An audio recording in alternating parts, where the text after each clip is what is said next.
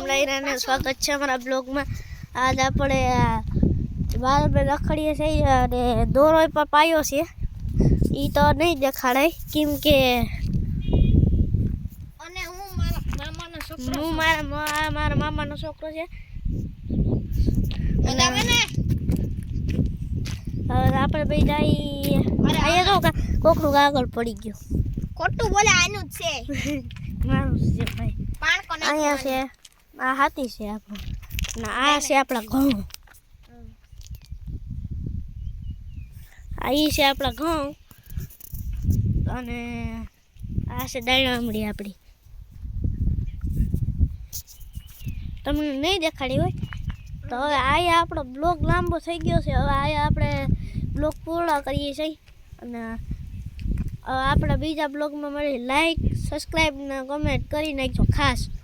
Jay Shri Ram.